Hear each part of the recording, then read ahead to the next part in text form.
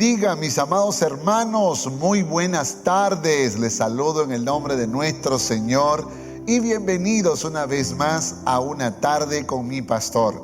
Este es un programa que busca inspirar, retar, desafiar a todos aquellos que disfrutan de viernes a viernes en este programa y en esta quinta temporada, por supuesto, disfrutando de más cosas que estamos seguros que van a inspirar vuestros corazones. Esta es la oportunidad para que usted pueda compartir esta transmisión con todos los amigos, familiares, hermanos, todas las personas que usted conozca, porque si algo estamos tratando en esta quinta temporada es precisamente algo que nos importa mucho, la historia de la Iglesia Alianza Cristiana y Misionera en el Perú. Y esperamos que usted pueda disfrutar este tiempo con cada historia, con cada detalle. Estamos hablando de corazón a corazón, entrevistando a hombres de Dios que tienen una historia que contar, una historia que compartir. Y en esta ocasión nos acompaña otro siervo de Dios, un pastor a quien tengo un aprecio muy grande, muy especial. Tengo alguna información que quiero compartir antes de mencionar su nombre. Él nació en 1946 en la ciudad de Trujillo. Se convirtió a Cristo a los 20 años de edad. A los 21 años vino a la ciudad de Lima para poder formar parte de la Iglesia Alianza del Lince y por supuesto con los proyectos personales que tenía en su corazón.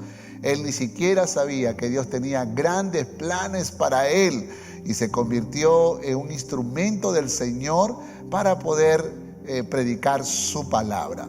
Desde muy joven se involucró en el liderazgo de la Iglesia del Lince y poco a poco fue emergiendo y fue uno de los líderes nacionales en este gran movimiento de la Alianza Cristiana y Misionera en el Perú. Por supuesto, Dios le dio el privilegio de poder llegar a ser pastor y pastoreó a la Iglesia Alianza de Pueblo Libre, la Iglesia Alianza de San Miguel, la Iglesia Alianza de los Olivos y la Iglesia Alianza del Rímac. También ha sido maestro del seminario por muchos años y es un predicador que predica la palabra de Dios, pero sobre todo con un corazón de pastor, que siempre está atento a cualquier fecha especial. Ustedes se van a sorprender de los detalles de lo cual estoy hablando. Me estoy refiriendo a un hombre de Dios que, a pesar de que está jubilado, él sigue metido en la obra del Señor, sirviendo donde es convocado. Y en esta tarde estará con nosotros para poder compartir la historia de la Alianza Cristiana y Misionera del Perú. Me estoy refiriendo al pastor Juan Gutiérrez, a quien vamos a recibir con fuertes aplausos. Él está en los Estados Unidos en este momento, en la casa de su hija, visitándole y desde un bello lugar que seguro lo van a ver a continuación. Pastor Juan, muy buenas tardes, Dios te bendiga. Muy buenas tardes, Pastor Antonio. Qué gran alegría poder verle y desde aquí de un cálido abrazo, aunque hoy no es tan cálido, está muy maravilloso el clima, 24 grados centígrados, wow. 75 grados más que se habla aquí. Pero un saludo cariñoso y cordial a todos nuestros amados hermanos y hermanas que a lo mejor por aquí en la obra del Señor nos hayamos encontrado. Es un honor y una bendición muy grande poder saludarles y enviarles un abrazo muy grande desde aquí. Amén, amado pastor. Es Nueva York, es el condado de Dutchess en el estado de Nueva York y en el pueblo de Poughkeepsie, y estamos en la casa de nuestra hija y Karina, casada con Esteban Wincho, y con 2 hijos a los cuales estoy gozosamente por cuarta vez saludándoles personalmente y estando aquí, y en su iglesia también, donde el amado pastor Eddie de la Hoz y su esposa Cindy son los pastores de una iglesia independiente, a la cual tenemos el honor y el privilegio también de enseñar y predicar. Amén, pastor, amén. Qué detalles. Usted es un hombre de muchos detalles y seguro que vamos a disfrutar mucho hablando un poco de la historia de nuestra denominación. Estuvimos en una entrevista con el pastor Vidal Bravo hablando un poco sobre los inicios de la alianza en Caguapanas, y hay muchos detalles que conversamos, y luego cómo llegaron a Huánuco, ¿no? Huánuco como una ciudad, como un campo blanco. Eran los años en que habían alrededor de unos 4,000 habitantes. Todavía el evangelio no había sido predicado, no había una misión, por allí unos intentos de algún cristiano que fue a la ciudad, pero era un campo blanco, y Raymond Clark decidió también extender el evangelio desde Caguapanas hasta Huánuco. Huánuco se convirtió con el tiempo en la base, en el cuartel general de la Alianza Cristiana y Misionera. Y usted, como maestro del seminario y profesor de este curso de Historia de la Iglesia Alianza Cristiana y Misionera, tendrá algunos detalles de lo que sucedió en Huánuco. En Huánuco se establecieron la misión Alianza, y vinieron pues de Caguapanas, donde llegaron por medio del río Amazonas este misionero Raymond Clark y su esposa, con otros también, otros 3, donde también Benjamin Barton le acompaña, y Clifford, otro misionero. Eran 3 en realidad, y llegaron allí y pensaron que podrían, como mencionó usted, Pastor Antonio, que establecerían pues su base de operaciones, digamos, de llevar el evangelio hasta el último de la tierra. Desde su mente y corazón que tenían los aliancistas, que por supuesto naciera en el corazón de don A. Benjamin Simpson, y entonces tenía en su corazón llegar con el evangelio hasta lo último de la tierra y establecer pues la alianza cristiana y misionera, cuando ellos con otros pastores presbiterianos, pentecostales, asambleas de Dios, se unieron para formar los siervos que pensaban en alianza cristiana y misionera, para llegar con el evangelio desde los Estados Unidos hasta ultramar, como le llamaban ellos. Así es. Hasta allá de las fronteras de los Estados Unidos. Así es. 6 de junio de 1926 empieza la obra en Huánuco, pero un año antes ya habían estado en Caguapanas. O sea, eso habla del corazón misionero de expandir el reino de Dios, de ir a otros pueblos, a otros lugares. Sin embargo, nos contaba el pastor Vidal que dejaron Caguapanas en manos de otra misión, creo que fue la misión SAM, y luego se establecieron en Huánuco para trabajar. Ok, Huánuco entonces es la base, el cuartel general, el centro de operaciones, y comienzan a predicar en la ciudad, pero también llegan a otros lugares. ¿Usted recuerda alguno de esos lugares donde se llevó el evangelio?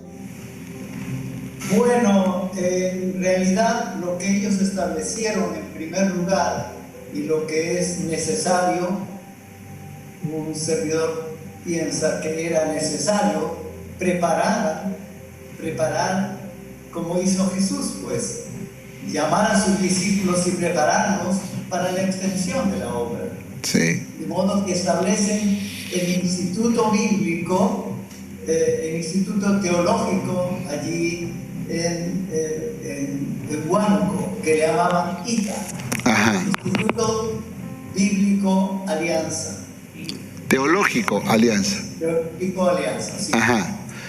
Entonces, allí se forman los futuros obreros que van a ir a Ambo, a Huacrachuco, a Guamalíes, a Panao y todas las provincias aledañas a la capital del departamento, allí donde ellos se establecen.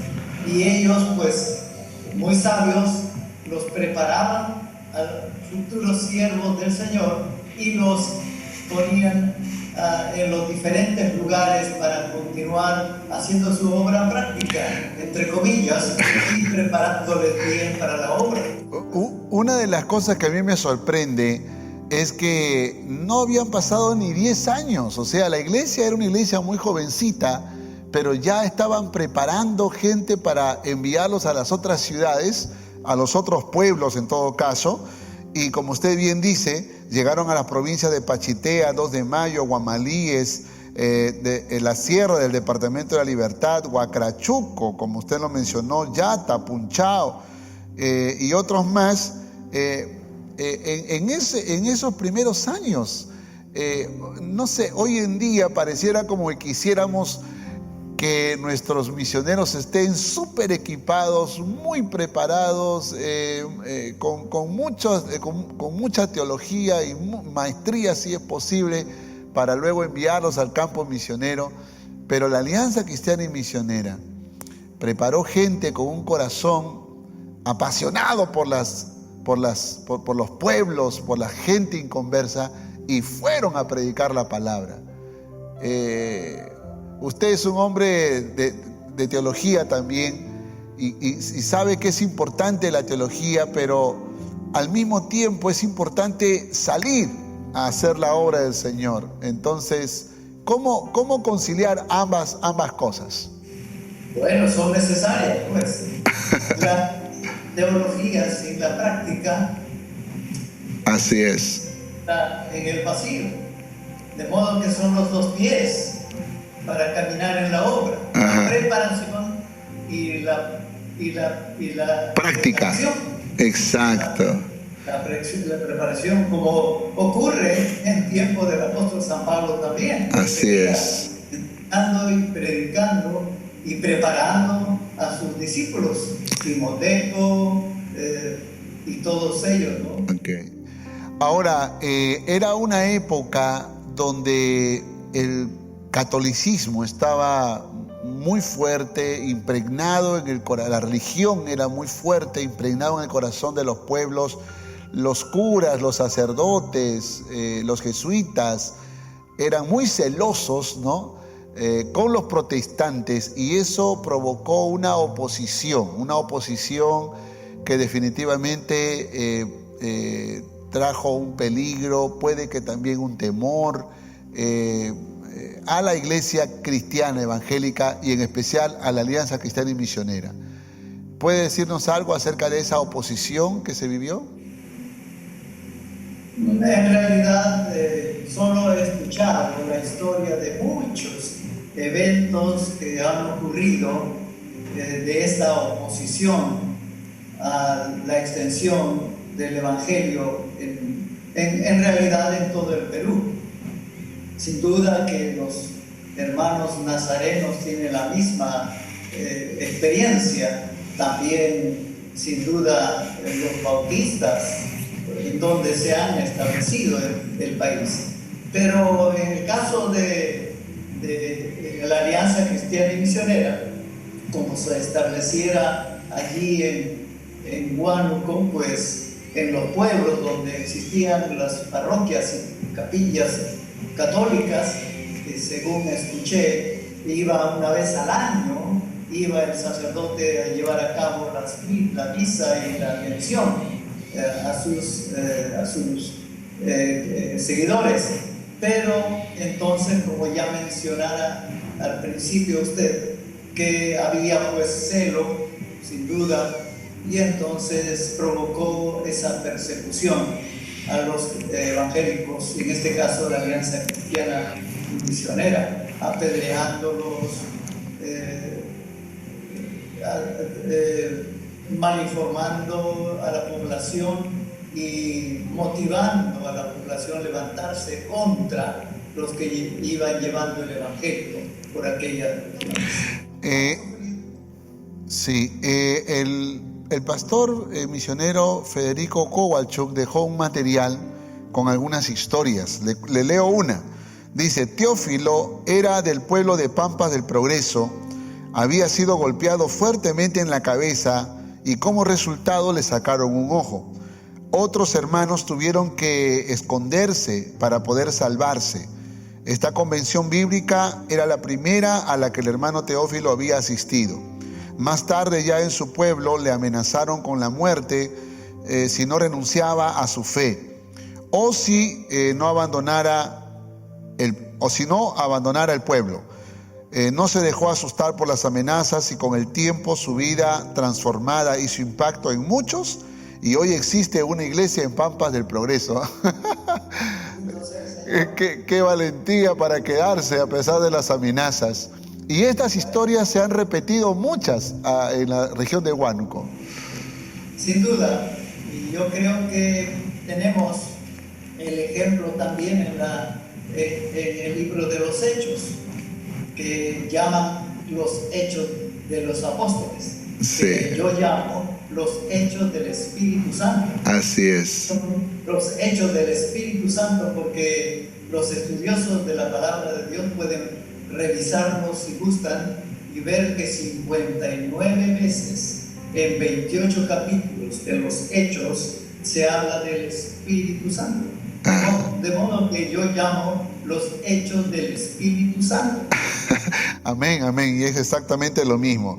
Le cuento otra historia, le leo otra historia. Dice: el día domingo, al sacar a su ídolo en procesión con un sacerdote jesuita a la cabeza, quisieron pasar por frente al local donde se reunían los evangélicos de la Alianza Cristiana y Misionera. La policía no les permitió y tuvieron que desviarse de la ruta que pretendían realizar.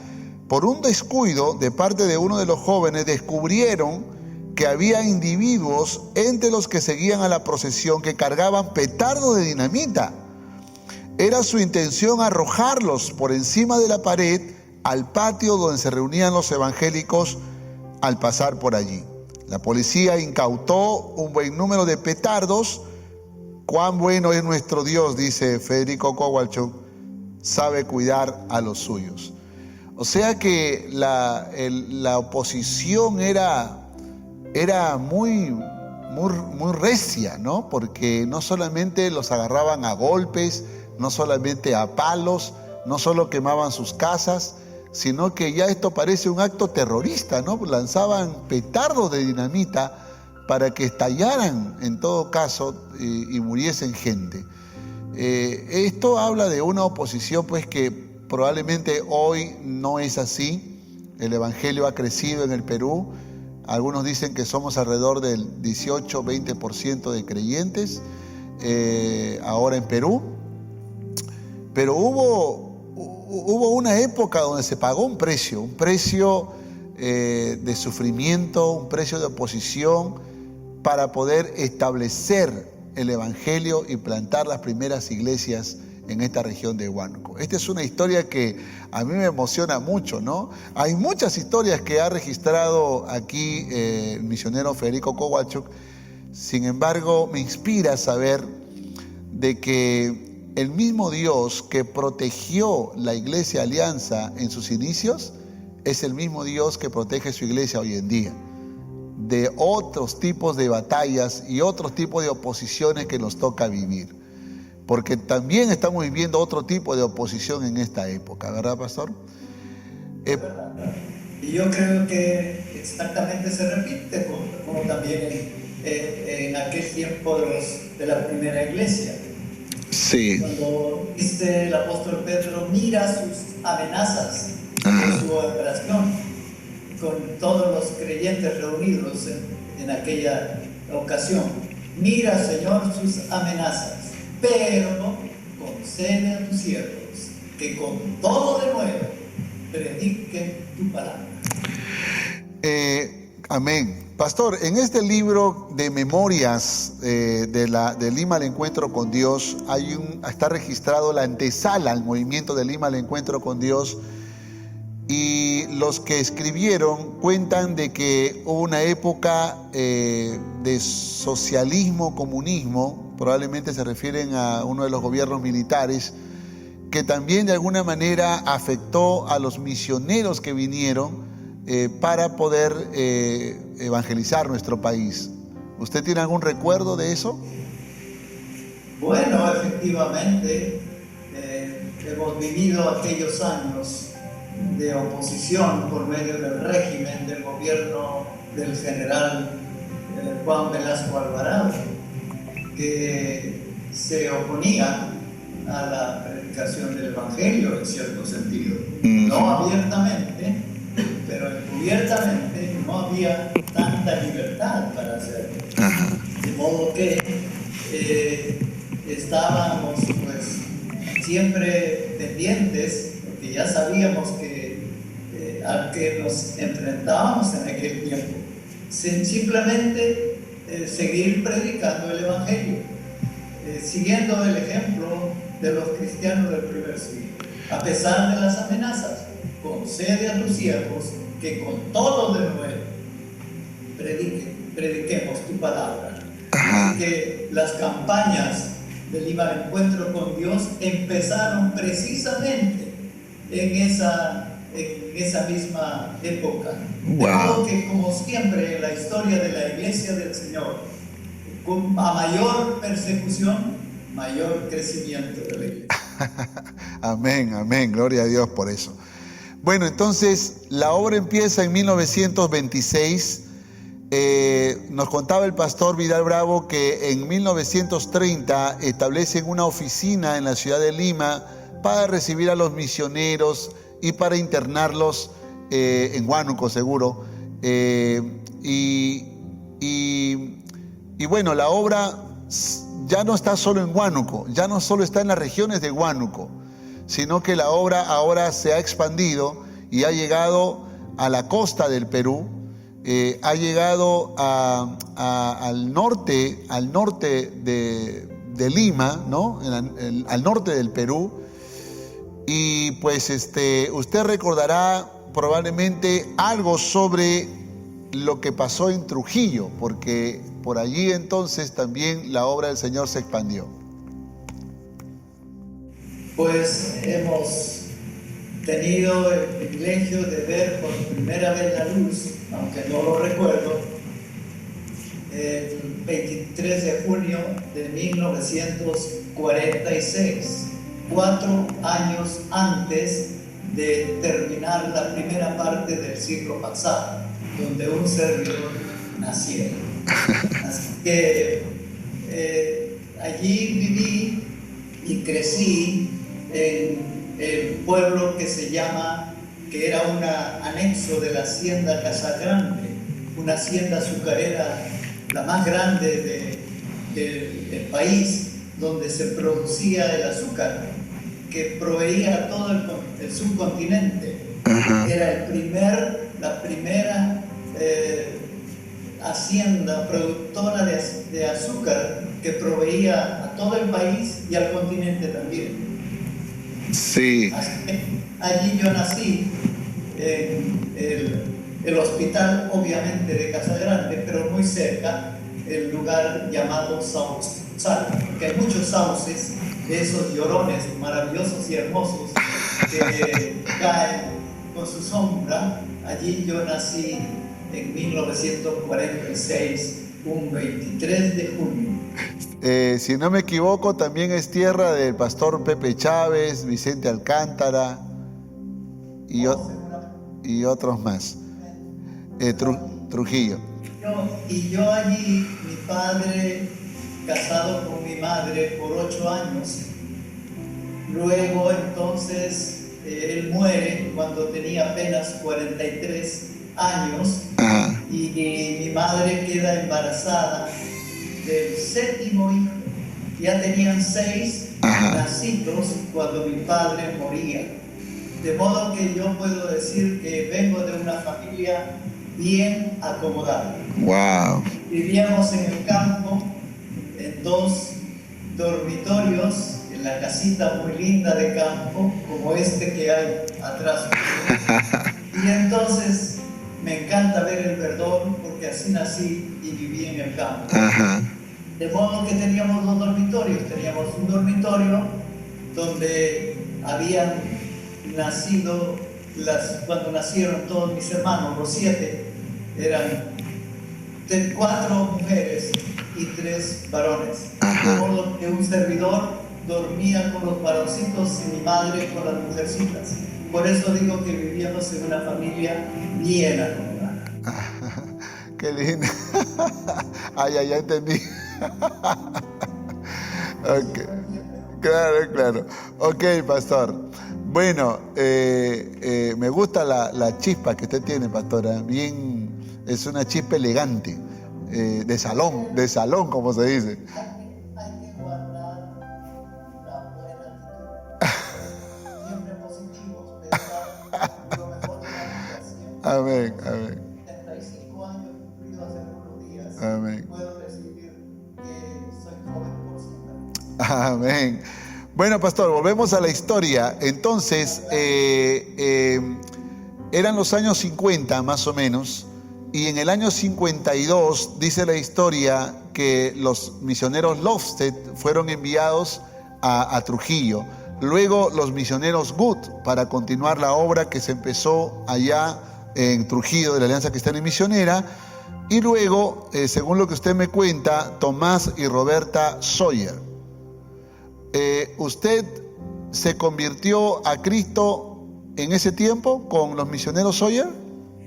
Sí, un 21 de julio de 1966, después de varios meses de existencia de los familiares que yo conocí, habiendo mi padre olvidado en hacernos conocer, pero fortuitamente el Señor me llevó a conocer a esta prima hermana, hija de 2 hermanos, que vivía allí en Buenos Aires de Trujillo.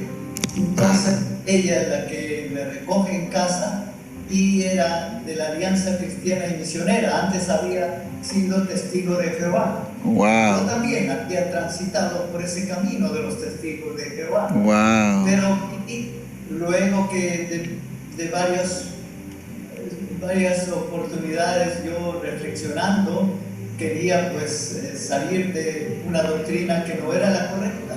Y de pronto llego y había un letrero en casa de la tía que decía: Jesucristo es el camino, la verdad y la vida. Nadie viene al Padre si no es por mí, dijo Jesús. Entonces digo, otra vez la religión conmigo que yo quería, aunque había sido acólito de la Iglesia Católica en mi pueblo, Sausal, hasta los 10, 12 años. Mire, quería ser un sacerdote, pero Dios tenía otro plan como un servidor.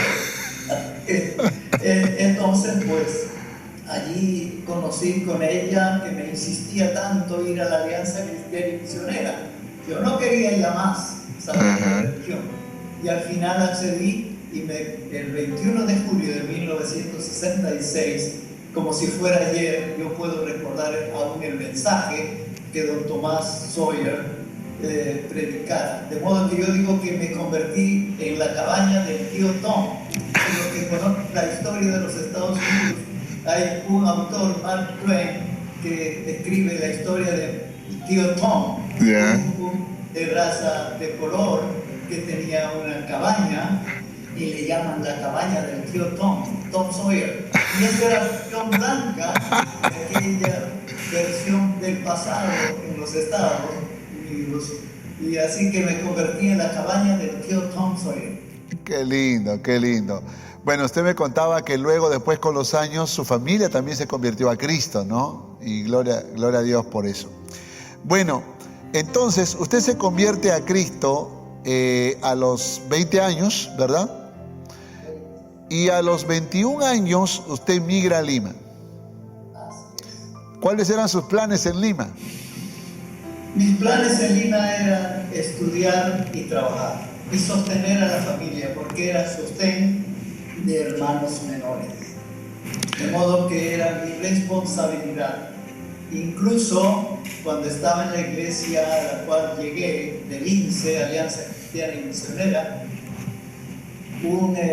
a la visita del rector del seminario de Guayaquil, el pastor Manuel Gatica, entonces pastor de la iglesia en el año 67, yo llegué en noviembre, y en el año 68 llegó este siervo de Dios, director del seminario de Guayaquil, y no sé si con algunos misioneros o algo, yo supe que había una beca integral para estudiar en el seminario, pagado absolutamente todo, pero yo tenía que decidir. Yo tenía una gran responsabilidad. Wow. Tenía la responsabilidad de cuidar a la familia, mi trabajo y estudios, pero más para trabajar y tener algo de recursos para ayudar a mis hermanos menores, y otra de poder dedicarme a la obra. Era en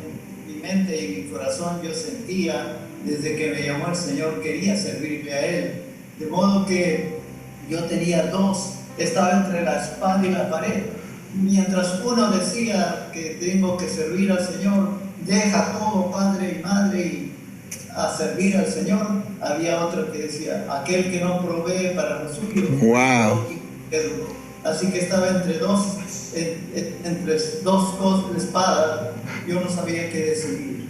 Finalmente, conversando con la familia y la decisión, llegué a decir que no puedo ir a la beca que es otorgada a un servidor. Eso es el año 69.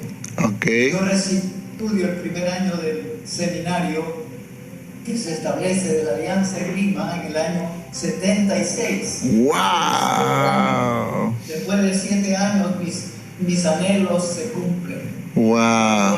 Mis hermanos que ya fueron creciendo dijeron, Juan, sabemos que tú tienes el anhelo y deseo de servir a tu Señor.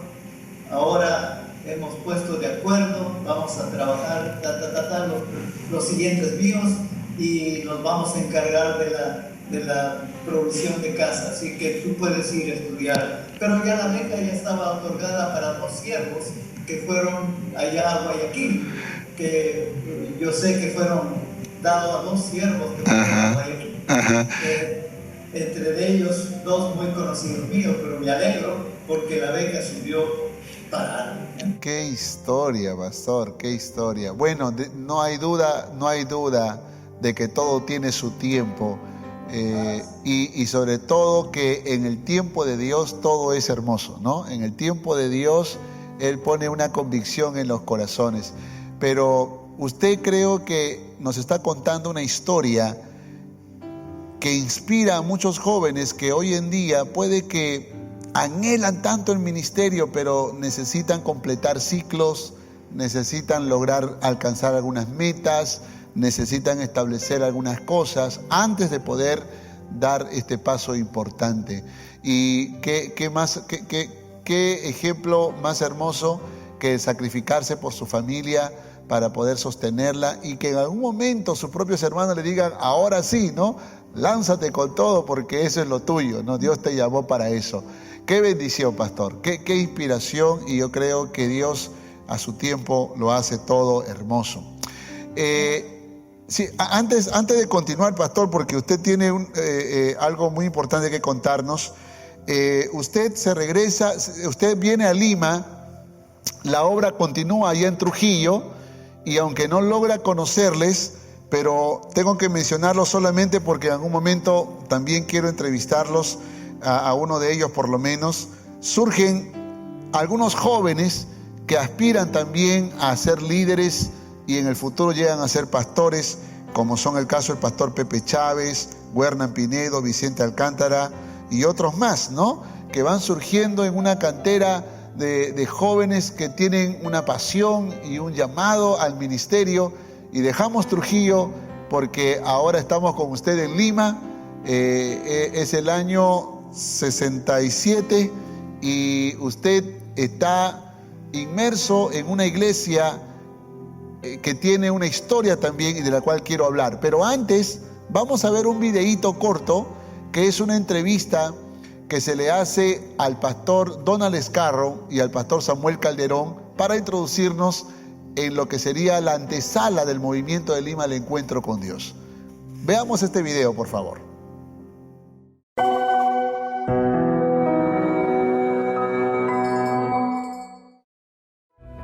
La presencia misionera obedece a 4 fases. Uno es la pionera. El misionero llega y hace todo, porque no hay convertidos, no hay iglesia, no hay nada.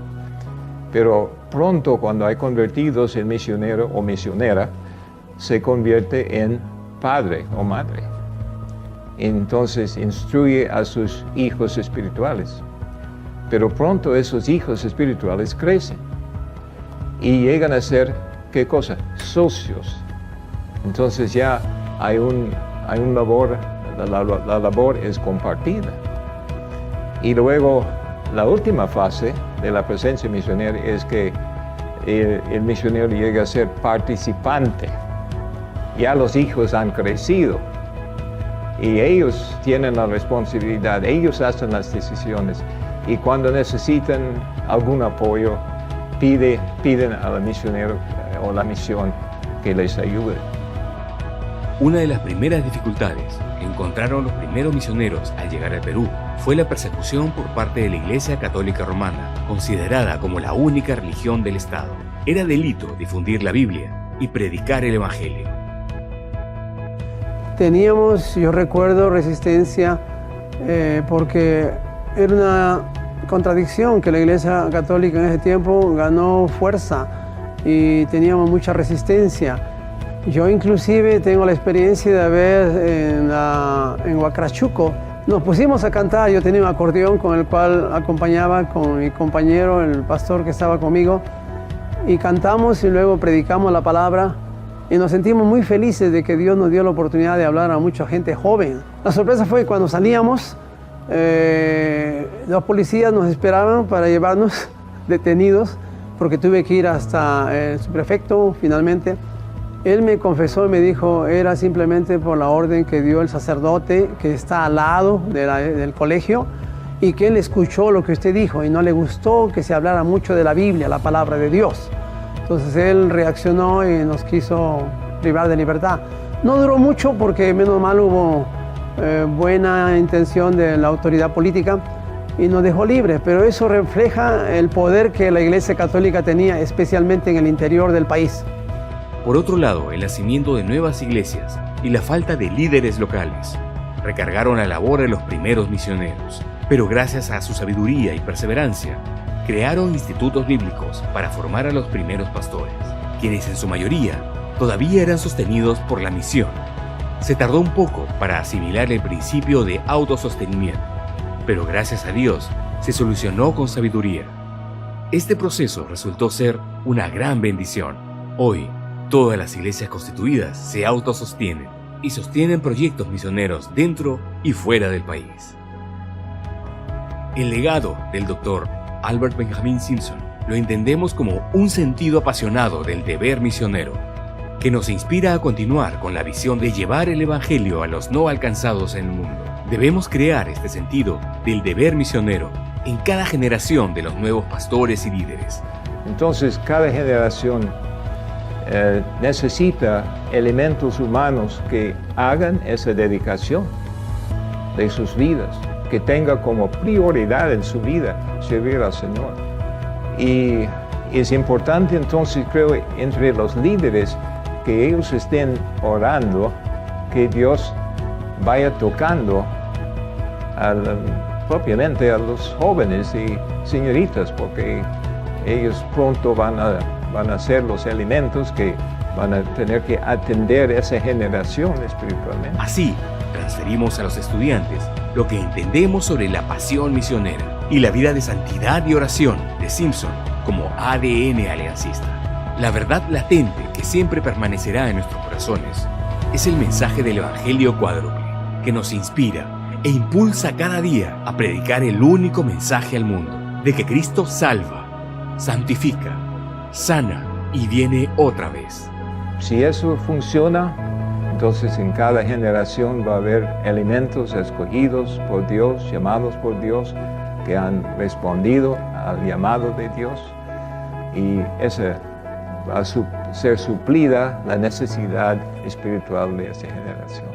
La gran esperanza del retorno de Cristo nos motiva a vivir con expectativa y en santidad, y a la vez con la responsabilidad de predicar con urgencia el Evangelio en todas las naciones, a fin de que oigan y sean salvos.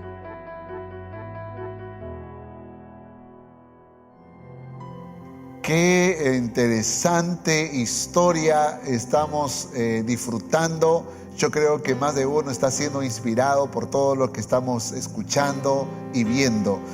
Por supuesto, retomando un poco lo que estábamos hablando acerca de Trujillo, mientras el mover de Dios estaba en Trujillo, ¿no? Haciéndose la obra de Alianza Cristiana y Misionera, en la ciudad de Lima hay también una migración de creyentes de la Alianza Cristiana y Misionera de provincias que están buscando una iglesia Alianza que no existía. Así que le hablaron al presidente de la misión Alianza de ese tiempo, al misionero Merle Slater, para que hiciera algunas reuniones en su casa o algo así, y luego el pastor, por supuesto, con un corazón pastoral, hace esas primeras reuniones. Eran los años 50. Estamos retrocediendo un poco a la historia suya, pastor, porque más o menos como en el año 57 se establece la obra en Lima, y creo que es el pastor Ken Opperman quien asume la dirección de la iglesia. ¿Es correcto eso, pastor? Sí, efectivamente.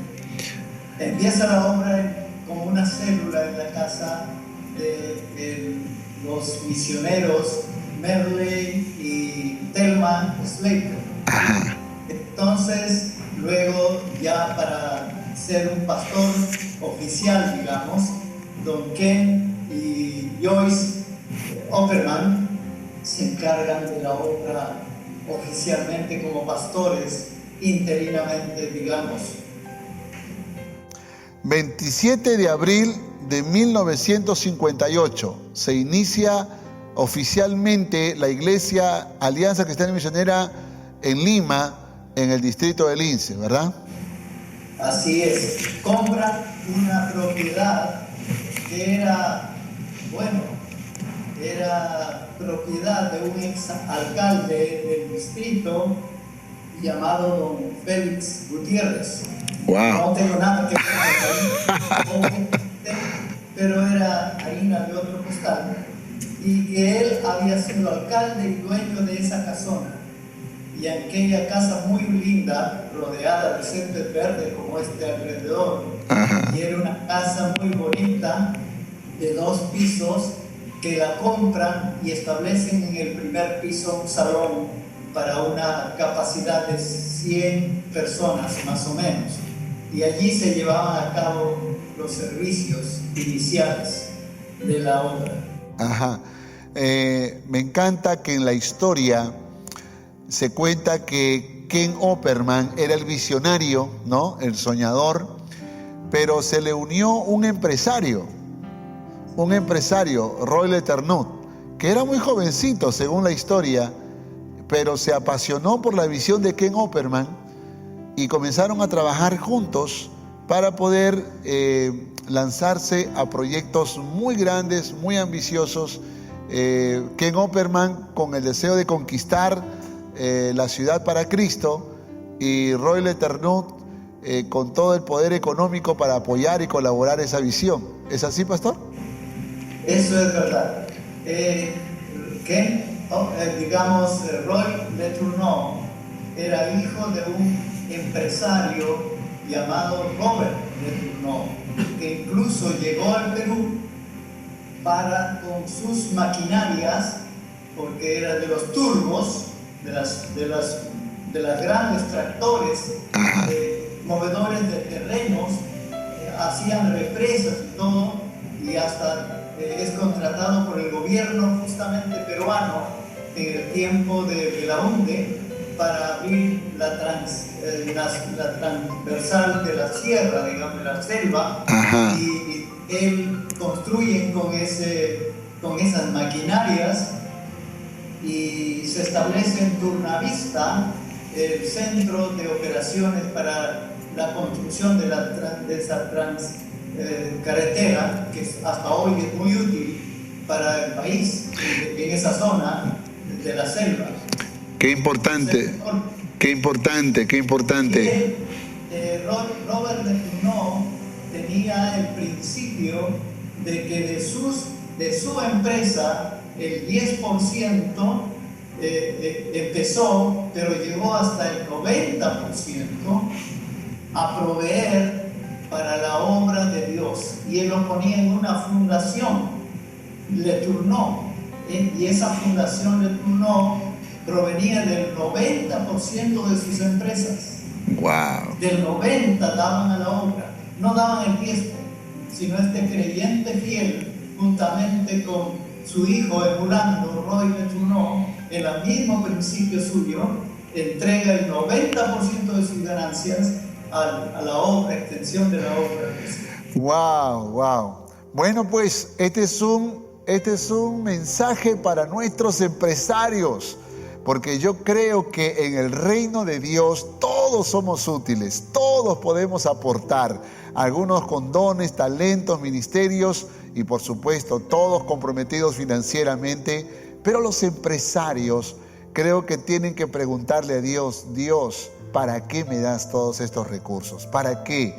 Porque si tú crees que solamente Dios te da para comprarte una gran casa o un auto moderno, viajar por diferentes lugares, comer en buenos restaurantes, pero nada con el reino de Dios, entonces algo no está funcionando bien. Porque yo creo que Dios siempre tiene planes, siempre tiene propósitos. Y a nosotros que nos cuesta diezmar muchas veces, aquí tenemos el ejemplo de un empresario que no diezmaba, sino que daba el 90% de sus ganancias y más bien el 10% era el dinero que él usaba. Así que gloria a Dios por gente como Robert Le Tourneau y su hijo Roy, que según la historia dice que tenía como 23, 24 años, muy jovencito, pero comprometido en la obra del Señor y apasionado por apoyar a Ken Opperman en la visión que Dios puso en su corazón. Gloria a Dios por esa historia. Bueno, entonces, pastor, Ken Opperman luego entrega la obra o le sucede Samuel D'Amico. Argentino. Sí, argentino. Y él sería entonces el siguiente pastor, ¿no? de la iglesia. Y luego le sucede en el año 63 el pastor Manuel Gatica, De Chile. chileno, así es. O sea, de tener un pastor americano pasamos a un pastor argentino y luego a un pastor chileno. Usted llegó a la iglesia del Lince en el ministerio del pastor chileno. En noviembre de 1965. Ajá. Todo esto todavía es la antesala al Lima al encuentro con Dios, ¿verdad? Al movimiento LED. Lo que yo llamaría proto-LED. Proto-LED. Proto-LED. Ok, pastor. Bueno, el pastor Manuel Gatica luego sale de la iglesia de Lince y hay 2 años en que la obra queda, supervisada por el consistorio, consejo administrativo, y usted como miembro del consejo administrativo también forma parte de ese liderazgo que mueve a la iglesia de Lince. Hay trabajos en las casas y hay lugares donde se establecen estos grupos familiares que usted recuerda con mucho detalle, ¿no? Bueno, la iglesia de Lince precisamente seguían el obrar del Señor, era evidente, seguían las almas viniendo a los pies del Señor muchas personas, y entonces pues se necesitaba la dirección de un pastor, la presencia de un pastor, y esa es la que orábamos. El pastor Humberto Lai era miembro del consistorio, su padre, don Juan Lai, era el tesorero, y don Ismael Soto era otro miembro, también don Reinaldo Aragón, y don Pedro Chiang, el papá del pastor Gustavo Chiang, era miembro, el Humberto Lai y su servidor era el más Benjamín del grupo, éramos miembros del consistorio. Yo tenía 21 años. ¡Wow! Cuando me nombran, yo un día, en aquel día, aquella tarde, yo dije, hermanos, ¿no creen ustedes que soy demasiado joven para formar parte de la directiva de la iglesia? No me siento capaz y adecuado para tal cargo, le dije. Y alguien me dijo, siéntese, hermano, está secundada por otro hermano de que usted sea un miembro del consistorio en la elección. Y salimos elegidos, con 21 años, como miembro del consejo directivo de la iglesia. Y no, bueno, desde entonces la carga de la obra en mi corazón ahí estaba. El Señor, según algunos dicen, hasta ahora que el Señor me ha dado corazón pastoral. Así es. Porque hay dos clases en el pastorado. Hay uno que es la oficialidad y la otra que es el cargo.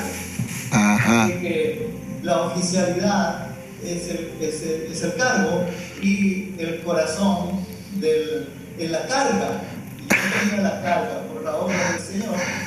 Y de modo que ahí estábamos, Humberto, pastoreando los post-bautismos, digamos, y enseñando Corintios, Romanos, Hechos, etcétera, a los bautizados ya.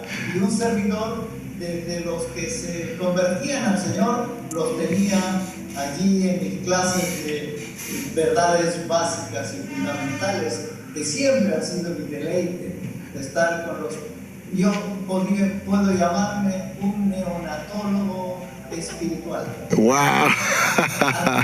Así me puso el Señor para atender a los nuevos creyentes. ¡Wow! Pastor, me emociona mucho conocer que ahora con más precisión, que a pesar de que usted tenía una responsabilidad de cuidar de su familia y trabajar para su familia, usted fue un servidor comprometido y activo en la iglesia del Lince, porque al año siguiente de que usted se convirtió, llegó a la iglesia del Lince, rápidamente lo levantaron como líder juvenil. Usted llegó a ser el presidente de la juventud o el supervisor, como le llamamos en nuestra iglesia, supervisor general de jóvenes, y comprometido en el consejo administrativo, prácticamente metido en la obra del Señor. Y de pronto está dirigiendo los grupos pequeños, está prácticamente envuelto. Usted considera, y esto es algo que me gustaría que usted lo diga para los jóvenes que están mirando esta transmisión, que es una buena idea también servir a Dios en la juventud. Oh, por supuesto. Como quisiera volver a aquellos años con la fuerza que tenemos, porque el joven de hoy no es el mismo joven de ayer.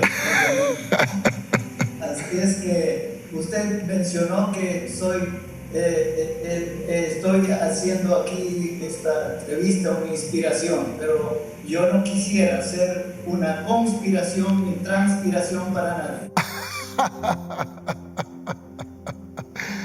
Bueno, pastor, pero hay jóvenes que a veces están tan concentrados en sus propios proyectos que olvidan que siempre hay tiempo para servir a Dios. Amén. Jesús nos dice, el que quiera seguir en pos de mí, niéguese a sí mismo, tome su cruz y sígame. Entonces usted no se arrepiente de haber entregado su juventud a la obra del Señor a pesar que tenía que trabajar. Por supuesto que no. Quisiera volver a nacer porque el Señor en su gracia y en su misericordia me dio el privilegio de conocerle a los 20 años.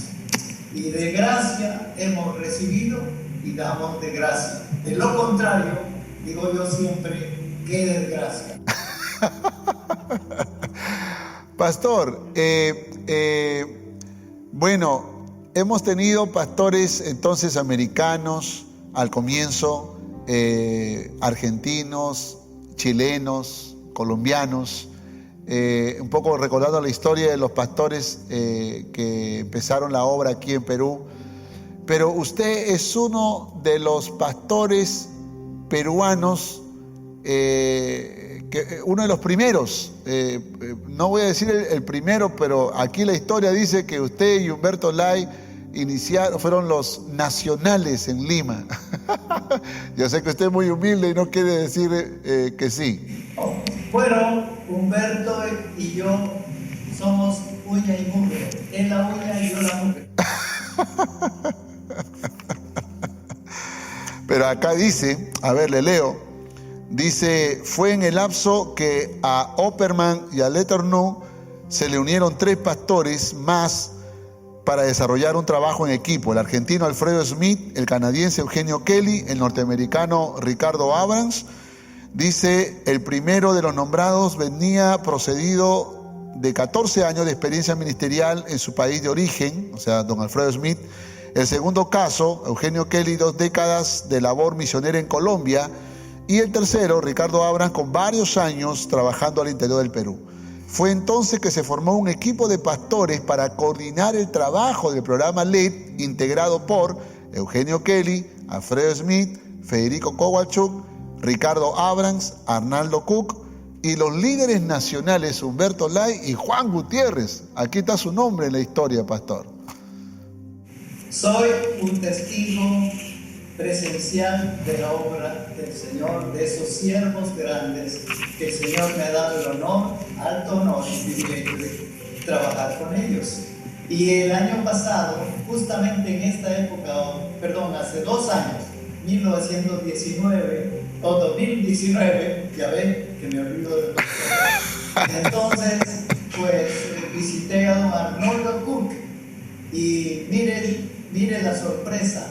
Yo llamo diosidencia, que en el día del maestro, quien fuera maestro de un servidor en el seminario inicial de lo que ahora es SEBA, antes era IPLED y él era nuestro profesor, le tuve el privilegio de visitar de aquí, de esta casa de mi hija. Nos fuimos a Niágara y pasamos allí a Toronto y visitamos con toda mi familia, mi hija y todos, a don Arnaldo Cook el 6 de julio, el día del maestro,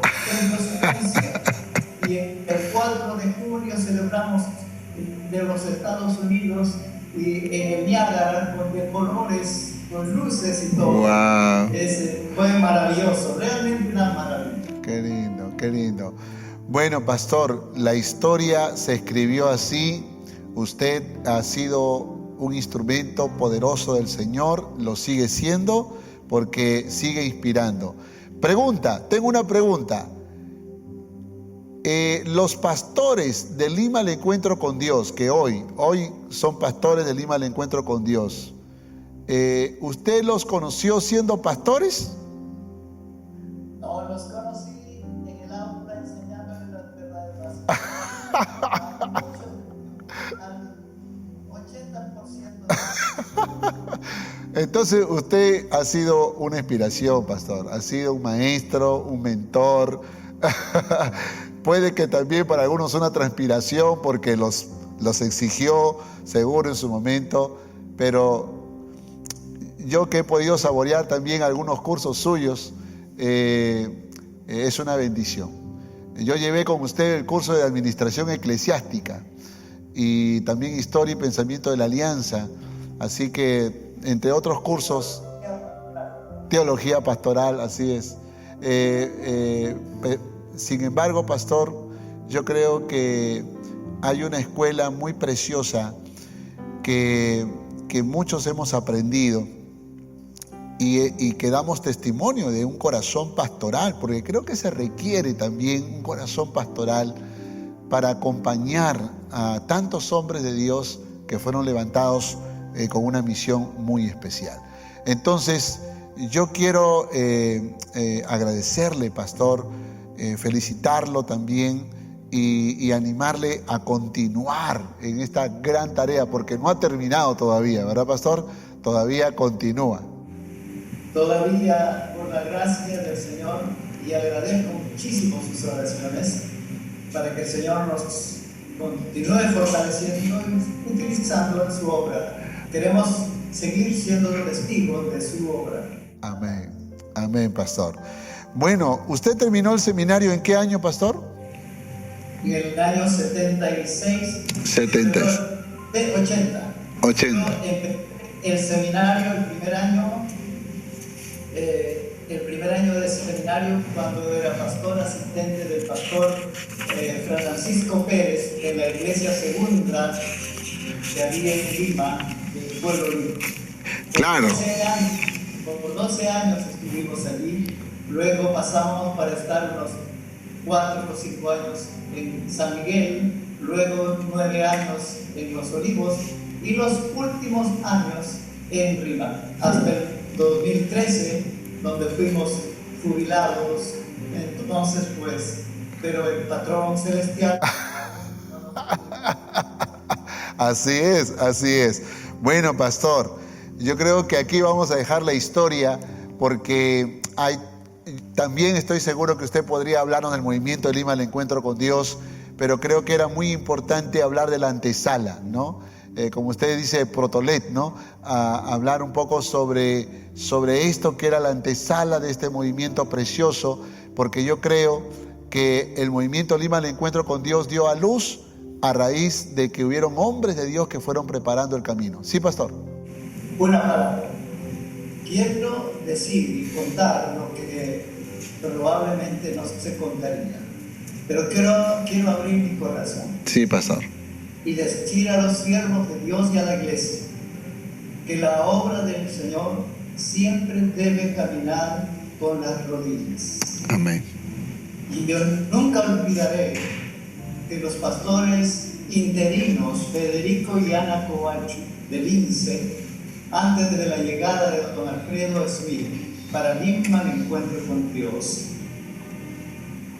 nos invitaban, cada día íbamos, cada sábado temprano, 6 de la mañana hasta las 8 de la mañana, en su sala, en la alfombra, nos poníamos de rodillas a orar al Señor por Lima al Encuentro con Dios. Amén. Y no voy a olvidar jamás, quiero decirlo, doña Ana Covacho y Federico, doblando sus rodillas, pedían para que un movimiento especial del Espíritu Santo, con lágrimas, literalmente les digo, lágrimas, esa alfombra era mojada por las lágrimas de doña Ana, mayormente, y de don Federico, que me motivaban también a mí a seguir orando por eso. Yo fui testigo y le doy gracias a Dios por ese alto honor y privilegio de que la obra es de rodillas, la oración. El libro de los Hechos empieza desde el primer capítulo, unánimes en oración. Amén. Debemos de ver el obrar de Dios y que los hechos continúen hasta ahora obrando. Es que como se empezó los hechos del tratado de Lucas, así continúa hasta el día de hoy. No olviden que 59 veces en 28 capítulos se habla del Espíritu Santo, el obrar del Espíritu Santo, de modo que es los hechos del Espíritu Santo, 2 veces por capítulo, el Espíritu Santo. Así que la obra no es de nosotros los hombres, la obra es de Dios. Solo apenas somos colaboradores suyos, nada más. Qué tremendo, pastor. Y qué gran cierre para quedarnos completamente desafiados a ser gente de oración. Usted lo vio, usted fue testigo de eso y todo lo que finalmente aconteció después. Gracias, pastor, por inspirarnos en esta tarde. Gracias por ser un instrumento en las manos del Señor para hablarle a tanta gente que seguro estará mirando esta transmisión y que serán grandemente bendecidos. Mis amados hermanos, yo creo que en esta tarde hemos sido gratamente bendecidos, poderosamente inspirados, y agradecemos al pastor Juan Gutiérrez por esta oportunidad preciosa que nos ha regalado de poder entrevistarlo, y por supuesto a nuestro amado Dios por hablarnos a través de su vida. Creo que, pastor, si quiere tener unas palabras finales para los hermanos antes de terminar esta transmisión. Bueno, solamente agradecerles por su atención. Gracias, pastor Antonio, por esa iniciativa. Cada tarde con el pastor, y hoy nos hemos pasado toda esta tarde hasta muy tarde. Pido perdón. Así que hemos empezado con oración de gratitud y ahora termino con una oración de perdón. Amado pastor, muchas gracias. Que Dios te bendiga y que el Señor te siga usando también allá en los Estados Unidos ahora que estás por ese lugar. Gracias. Amén. Gracias. Gracias, pastor. Bueno, amados hermanos, nos despedimos con el pastor Juan Gutiérrez de la transmisión, deseando que el Señor les bendiga poderosamente. Paz a vosotros. Pastor, nos despedimos. Bendiciones.